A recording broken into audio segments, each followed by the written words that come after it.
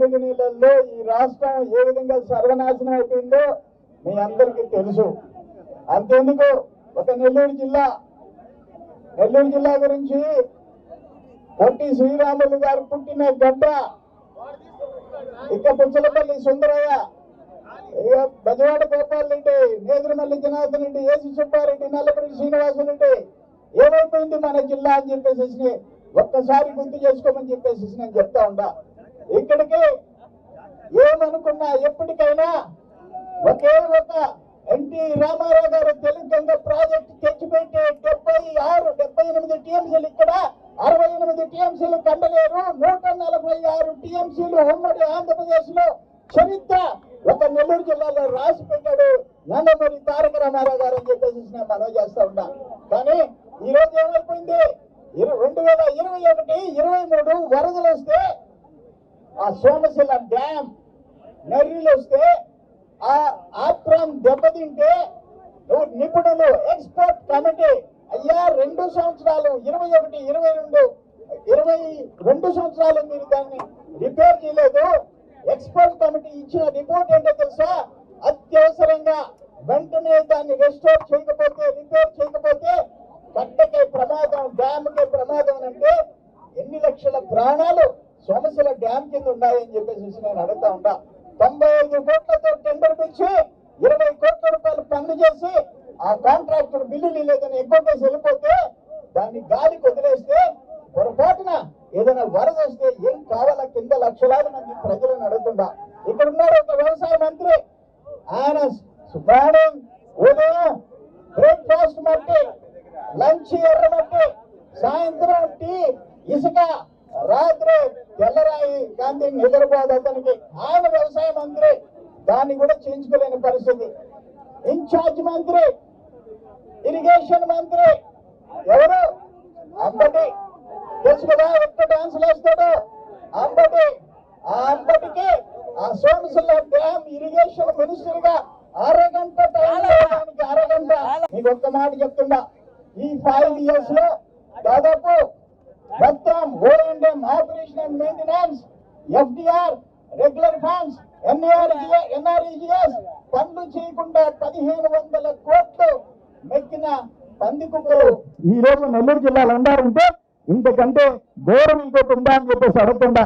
నెల్లూరు జిల్లా ఏమైపోయిందో 5 ఏళ్ల నుంచి సిలిక 5,000 కోట్లు దండ సిలిక, కోచ్ తెల్ల బంగారం 6 మాసాలలో 3,000 కోట్లు. ఒక మైనింగ్ లీజ్ ఉందా, ఒక పర్మిట్ ఉందా, ఒక రెంట్ కట్టావా, లీజ్ కట్టావా, ఏమి పల్లె బాస్ జగన్మోహన్ రెడ్డికి లోకస్ ఫండ్కి నెల కింద పోవాలా, వీడి కింద కూర్చోవాలి. అది మేతపురం ఒక దేవస్థానం ఎండోమెంట్ ల్యాండా, లేకపోతే మరి ఏపీ ఐఐసి ల్యాండా, ఎస్సీజెడ్ ల్యాండా, ఏ ల్యాండ్ ఫారెస్ట్ ల్యాండా మాకు అనవసరం. టన్నుకి 7,000 రూపాయల ఛార్జీలో లోకస్ ఫండ్కి పోవాలి. వీళ్ళు దోచుకోవాలి. ప్రకృతిని విధ్వంసం చేస్తుంటే ఏమైపోయింది మైనింగ్ డిపార్ట్మెంట్, ఏమైపోయింది ఫారెస్ట్ డిపార్ట్మెంట్, ఏమైపోయినారు కలెక్టర్లు, ఎస్పీలు, పోలీసులు మొత్తం వాళ్ళ కాళ్ళ కింద పడి బానిసలుగా మారిపోయినారు. నేను వరదాపురంలో సత్యాగ్రహం చేస్తే అక్కడ పేరుడు పదార్థాలు ఉంటే గిరిజనులు ప్రాణాలు అరిచేతిలో పెట్టుకొని నా దగ్గరికి వస్తే ఆ బాధ చూసి నేను సత్యాగ్రహం చేస్తే 16వ తేదీ, 17వ తేదీ, 18వ తేదీ, 18 రాత్రి మంత్రి కాదని మొదలను పంపించలేక నా మీదకి 6 పంపించలేక ఇజ్రాయల్ని పంపించే గతి ఈ రోజు నెల్లూరు జిల్లాకు పట్టింది. వాళ్ళు సోటు చేసుకొని వస్తా ఉంటే ఎవరైనా తెలుగుదేశం పార్టీలో ఆడపడుచులు ఇంత బాగా లిప్స్టిక్ వేసుకొని ఎంత దొరుకుతా వస్తున్నారు అనుకుంటే ఆఖరణ హిజ్రాల్ని పంపించిన మంత్రి, హిజ్రాల్ శాఖ మంత్రి ఈ జిల్లాలో ఉండాలంటే సిగ్గు చేయటని చెప్పేసి మనం చేస్తున్నా. ఇవన్నీ పక్కన పెడతా.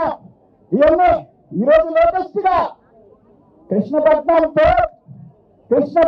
పోర్ట్ కంటైనర్ పోర్ట్ మద్రాసుకి తరలిపోయింది. జనవరి 31వ తేదీకి కంటైనర్ పోర్ట్ మూసేస్తున్నారు. బల్క్ కార్గో ఓపెన్ చేసి పారేసేస్తున్నారు. అంటే బల్క్ అంటే బొగ్గు, మట్టి, మశాన, దుమ్ము మనకి దుడ్లు మంత్రికి అనే పరిస్థితి ఈరోజు వచ్చింది. ఈ కాకాని దందా వల్ల, ఈ కాకాని కంటైనర్ కింద లారీ కింద 4,000 5,000 ఒక్కొక్క లారీకి వసూలు చేసిన తర్వాత అదానికి ఛాన్స్ దొరికింది. ఆడ తోటపల్లి ఉంది, ఆడ ఎన్నోడు ఉంది, దీన్ని ఆడ షిఫ్ట్ చేసేస్తామని 2019 సంవత్సరానికి 6 లక్షల కంటైనర్లు సంవత్సరానికి వస్తుంటే ఈ ప్రభుత్వం వచ్చిన తర్వాత 4 లక్షలు పడిపోతే ఈ కాకాని గవర్నమెంట్ మాఫియా దండాలు మొదలు పెడితే లక్షలు పడిపోతే నిన్న ఈమెయిల్ పంపించారు, కంపెనీలకు ఈమెయిల్ పంపించినారు. అదాని కంపెనీ నుంచి ఎవరైతే ఆ షిప్పులు తెచ్చుకుంటారో, బజార్స్ తెచ్చుకుంటారో, కంటైనర్స్ ఆర్డర్ ఇస్తారో, అయ్యా Adani port is going to wind up the container port by 31st January 31 జనవరికి ఇక్కడ కంటైనర్ పోర్ట్ మూసేస్తున్నాను. మీరు బొగ్గు బూడిద ఏం కావాలంటే బల్క్ కార్గో చేసుకోండి అంటే మొత్తికూరు మండలం నెల్లూరు జిల్లాకి బూడిద, తమిళనాడుకి కంటైనర్ పోర్ట్. ఆ రోజు 2,500 ఎకరాలు సర్వేపల్లి నియోజకవర్గంలో గ్రామాల్లో భూములు ఇస్తే 1996 ఆనాటి ముఖ్యమంత్రి చంద్రబాబు నాయుడు గారు ఆనాటి సర్వేపల్లి ఎమ్మెల్యే శంకుస్థాపన చేస్తే ఇంతింతే ఒకటింతే ఈరోజు విశాఖపట్నం పోర్టుతో పోటీ పడే స్థాయికి వచ్చిన దాన్ని ఈరోజు ఘోరంగా మోటేసే పరిస్థితి వచ్చిందంటే ఎవరికి చెప్పుకోవాలని చెప్పి అడుగుతుందా? ఈ కృష్ణపట్నం ఎస్సీ 2,500 ఎకరాలు, కృష్ణపట్నం పోర్టు 2,500 ఎకరాలు, కృష్ణపట్నం ఎస్సీ 6,000 ఎకరాలు, ఇక్కడ కిసాన్ ఎస్సీ 2,000 ఎకరాలు, 10,000 ఎకరాలు ఎక్కడ పరిశ్రమలు వస్తాయని అడుగుతుందా? ఎందుకు వస్తాయి పరిశ్రమలు అడుగుతా ఉందా? నేను చెప్తున్నా జగన్మోహన్ రెడ్డి, నువ్వు సిలికా ఫ్యాక్టరీ నువ్వు తెచ్చుకుంటే నీ మంత్రి ఇక్కడ దండాలు చేస్తుంటే నెల్లూరు జిల్లా సర్వనాశనం అయిపోయే పరిస్థితికి ఎవరు కారణం అని చెప్పేసి నేను అడుగుతా ఉండా. అందుకే మా బ్రో అంటే మా బ్రదర్ కాదని, కానీ ఎవరు చెప్పారు ఏంటబ్బా మీరు బ్రో అంటే బ్రదర్ అంటారు. బ్రో అంటే బ్రోకర్ అవుతారు. ఆడ అక్కడ సకల శాఖల మంత్రి, ఆ సకల శాఖల మంత్రి అంటారు కదా, ఆయన సలహాదారుడు, ఆయనకి బ్రోకరు 100 ఎకరాలు ఈరోజు శాశ్వత పట్టాలని చెప్పి ఆయన 7,000 చిల్లర ఎకరాలు సర్వేపల్లి ఇచ్చానంటే నేను సమాచార చట్టం పెడితే 3,300 ఎకరాలు ఇచ్చారు. ఏం చేశారు? ఆ ల్యాండ్ మాఫియా వివరాలు ఇచ్చే దమ్ము ఈ జిల్లా కలెక్టర్ కార్యాలయానికి రాకుండా బాబా దురదృష్టం అని చెప్పేసి నేను మనవి చేస్తా ఉంటా. సజ్జల ఈయన అక్కడ షుగర్ ఫ్యాక్టరీలు కొనుక్కొని 300 ఎకరాలు కొనుక్కొని దోపిడీ చేస్తుంటే జగన్మోహన్ రెడ్డి ఏం చేస్తున్నాడని చెప్పేసి నేను అడుగుతా ఉంటా. యాక్ట్ తెచ్చాడు, మన భూమి నుండి మనకు హక్కులుందని పరిస్థితి దుర్మార్గమైన చట్టం తెచ్చాడు.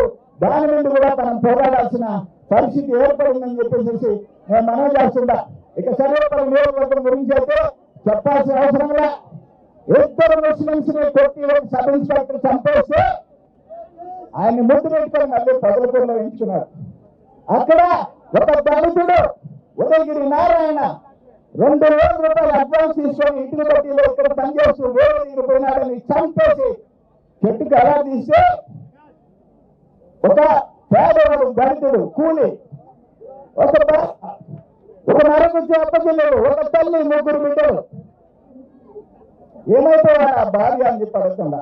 మేము ఢిల్లీకి పోయి నేషనల్ ఎస్సీ కమిషన్, జాతీయ కమిషన్, ఎస్సీ కమిషన్ దగ్గరికి వాళ్ళ ఎస్సీ కమిషన్ డైరెక్టర్ వచ్చి చూసి 40 మంది పోలీసులు ఇచ్చి ఆ శవాన్ని తగలబెట్టి పోస్ట్ మార్టం రిపోర్టు మార్చేసింది, అడవిలో వేలా తీసింది, అన్ని చూసి రిపోర్ట్ రాస్తే 24 గంటల్లో ఆదినారాయణ భార్యకి 30,000 రూపాయలు జీతంతో ప్రభుత్వ ఉద్యోగం, ఆదినారాయణ భార్యకి 8,25,000 డబ్బు, ఆదినారాయణ కుటుంబానికి 3 సెంట్లు ఇళ్ళొస్తా, ఆదినారాయణ కుటుంబానికి 3 ఎకరాల పొలం, ఆదినారాయణ కుటుంబానికి బతికినంత కాలం 5,000 రూపాయలు శాశ్వత పెన్షన్ 24 గంటల్లో శాంక్షన్ చేయించామని చెప్పేసి నేను మనవి చేస్తున్నా. అక్కడ కరుణాకర్ దళితులు 4 పేజీలు రాసి కావాలన్నా నేను చచ్చిపోతున్నానంటే నేను అక్కడికి పోయి శవం పక్కన నిలబడి ఎస్సీ కమిషన్ కి కలెక్టర్ కి అందరితో మాట్లాడు మళ్ళీ అమ్మాయి ప్రభుత్వ ఉద్యోగం ఉదయగిరి నారాయణ భార్యకి ఏం చేశామో అవన్నీ కాదు. కరుణాకర్ భార్య కూడా అదే విధంగా చేశామని చెప్పేసి మీ అందరికీ నేను మనవి చేసుకుంటున్నా. ఇది చెప్పుకుంటూ పోతే నేను ఈ పార్టీలో 40 ఏళ్ళ నుంచి పెద్ద ఎన్టీ రామారావు గారితో కలిసి పనిచేశా. ఆయన రాష్ట్ర పార్టీ అధ్యక్షుడు ఉంటే నేను జిల్లా పార్టీ అధ్యక్షుడుకున్నా. ఆయన దగ్గర నేను సెంట్రల్ బ్యాంక్ ప్రెసిడెంట్ చేశా. సార్వత్రిక ఉద్యమం చేశా. ఎన్టీఆర్ గారిని తీసుకొచ్చి ఆ రోజు 23 జిల్లాలు 2 రాష్ట్రంలో చాలా ఉద్యమం జరిగితే ఒక్క నెల్లూరులో పాటలు జరగకుండా పోరాడితే పెద్ద ఆయన వచ్చి బహిరంగ సభలో ఒకటే ఒక మాట చెప్పారు, నేను వచ్చిన మరుసటి క్షణం సారా నిషేధిస్తా అన్నాడు. భయపడిపోయి కోట్ల విజయరాష్ట్రుడు 4 రోజుల్లో సారా నిషేధం చేశారు. అక్కడి నుంచి రాజశేఖర రెడ్డి మొత్తం ఈ చిల్లర వేల మెగావాట్లు బొగ్గు ధర్నాలు సెషన్స్ చేస్తే పోరాడు ఓన్లీ గవర్నమెంట్, ఓన్లీ జంతో, ఓన్లీ సొంత ఆర్థిక పరిమితం చేశా. పోరాటాలు నాకు కొత్త కాదు. ఈరోజు అందుకే నేను చెప్తున్నా, నా రక్తంలో పసుపుంది. ఎన్టీ రామారావు తర్వాత చంద్రబాబు నాయుడు గారు ఆయన కేబినెట్ లో ఎమ్మెల్యేగా, మంత్రిగా, ఎమ్మెల్సీగా పనిచేశా. ఈరోజు 3వ జనరేషన్, 3rd జనరేషన్ యువకుల పేరుతో ఈ రాష్ట్రాన్ని మరి అందరినీ యువకులందరినీ పేరుగా ముందుకు తీసుకోపోయిన లోకేష్ బాబుతో కలిసి మంత్రి పదవి చేశా. 3 జనరేషన్స్, 3 జనరేషన్స్ తో కలిసి పనిచేశా.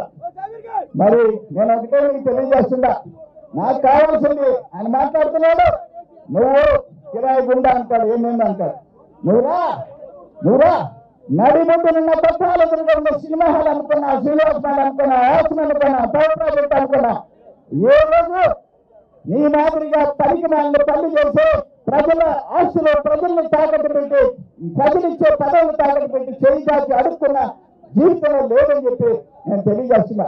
అందుకే మీ అందరికీ ఒకటే మనం చేస్తున్నా, రేపు ఎల్లుండో 4 పార్టీలు Janasena, CPM, CPI, BJP, Telugu Desam కలిసి ఆ పోటీ అభిమానం దగ్గర పోగొడతా ఉన్నా. ఒకటే రిక్వెస్ట్ చేస్తున్నా, అదానీ గారు మీరు రిచెస్ట్ మ్యాన్, అత్యంత ధనికుడు, లక్షల కోట్ల ఆస్తులు ఉండేవాళ్ళు. తెలంగాణ నుంచి మొత్తం కోట్లన్నీ మీరే కంటైనర్ పోర్టు షిఫ్ట్ చేసి మా ప్రజలు 10,000 కుటుంబాలని ఉద్యోగాలు, ఉపాధి వాళ్ళ నోట్లో మట్టి కొట్టి మీరు వాళ్ళకి పోవద్దు. కాకాని గౌరవం రెడ్డి చేసే దండ వాడు అంతు చూస్తాం. కావాలంటే అఖిలపక్షం పోయేసేసి మేముండాలతో వాడి జేబులోకి ఏమిలోకి వ్యత్యాసం దాకా వదిలిపెడతాం. దయచేసి కృష్ణపట్నం కంటైనర్ పోర్టు షిఫ్ట్ చేయొద్దు అని చెప్పేసి నేను మనవి చేస్తున్నా. ఈరోజు ఇక్కడ చింతల అశోక్ కుమార్ ఎస్సీ కుర్రాడు, కోడూరుపాడు, అతను ఇచ్చాపురం నుంచి తడ నుంచి తిరుమల దాకా అంబేద్కర్ ఆశయం, చంద్రన్న ఆచరణ, బ్రతుకు మారాలంటే బాబు రావాలని చెప్పి ఆయన స్నేహితులతో కూడా పాదయాత్ర చేస్తుంటే అడుగడుగున ఆ దళిత కుర్రాన్ని ఆశీర్వదించే పరిస్థితి వచ్చిందని చెప్పేసి మీ అందరికీ నేను మనవి చేసుకుంటూ మనందరం కలిసి రేపు 2014 ఎన్నికలు ఇటు తెలుగుదేశం, జనసేన, చంద్రబాబు నాయుడు గారు, పవన్ కళ్యాణ్ గారి నాయకత్వంలో ముందుకు పోయి ఆయన చెప్పారు, ఆయన అభిమానుడు కాదంట, అర్జునుడంట, అన్ని చూపిస్తారు. రేపు సినిమా మొత్తం సినిమా మీకు చూపిస్తారు. రేపు జగన్ ఎన్నికలు జగన్మోహన్ రెడ్డికి అని చెప్పి తెలియజేస్తుంటే మీ అందరికీ ఇక్కడ సెలవు తీసుకుంటా. నమస్కారం.